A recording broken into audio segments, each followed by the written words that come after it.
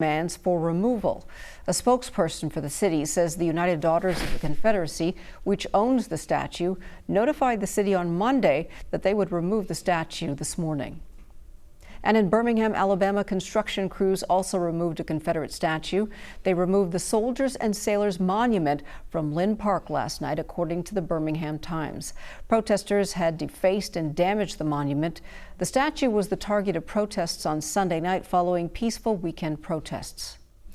Today, police fired tear gas on demonstrators protesting the death of a black Frenchman. Police fired the tear gas on demonstrators protesting the killing of black Frenchman Adama Traore, who died in 2016, a police operation there. Earlier today, Parisian police banned the gathering in memory of Traore, a 24-year-old black Frenchman, which some have compared to the death of George Floyd. The Parisian police department cited coronavirus pandemic concerns. And all of this has shined a new light on attention on the tactics of police officers while they're arresting people. Yeah, some experts have condemned the use of knee restraint during arrest. Other tactics are outlawed, while others are controversial but still in place. And joining us now tonight is the president of the National Organization of Black Law Enforcement Executives. He is Durham Police Chief C.J. Davis. Welcome, Chief. Thank you very much. Well, can you tell people where is the line for a proper restraint during an arrest? People, of course, are wondering, what's too much force, what's allowable? Well, they're pretty clear guidelines as it relates to use of force. And officers are trained to use just that amount of force that is necessary to effect an arrest. And unfortunately, that's not what we saw play out in the George Floyd situation. Everything went wrong in the George Floyd situation. And, it left us outraged. It left law enforcement leaders and members outraged as well. Chief Davis, what types of restraints are now specifically facing scrutiny, and which ones are being outlawed flat out? So most agencies prohibit any type of chokehold as being outlawed, so to speak, and against department guidelines. Most good agencies will do that. And the policies dictate to officers that any type of pressure on a person's neck, any type of chokehold, any type of carotid type of restraint is prohibited. The neck is probably the most sensitive part of an individual's body. So officers are trained to utilize all kinds of other measures in order to effect an arrest if physical force is required. Now, Chief, we know that the body cam footage has not yet been released in the case of George Floyd, but body cams were initially installed in many departments to deter the use of deadly force. Is this working?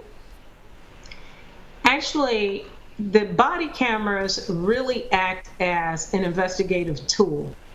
And body cameras are only as effective as the police agency that has strict guidelines to ensure that officers have body cameras on and activated when they're supposed to be. If there aren't strict policies that have ramifications or disciplinary ramifications for officers not turning body cameras on, then the body camera isn't effective. And of course, body cameras aren't a panacea for use of force types of situations, but they absolutely can tell you whether or not force or inappropriate types of encounters with police officers were present. So they're more of a tool than, a specific, yes, this was a good situation or no. They just give you different angles of what may have happened, coupled with other information at that time. Fortunately, we had video footage of this particular incident. There was not much else to see in this particular situation. And every time I watch it, I have not completely watched the entire video. It's appalling.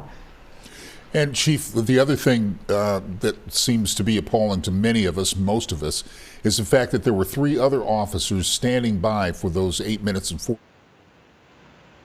had his knee on Mr. Floyd's neck and did nothing.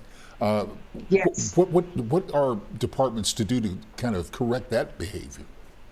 So that's why, in my position as Noble's national president, our policy recommendations are specifically dealing with these types of failures. You know, failure to de-escalate, failure to render aid, failure for the other officers that were on the scene to intervene.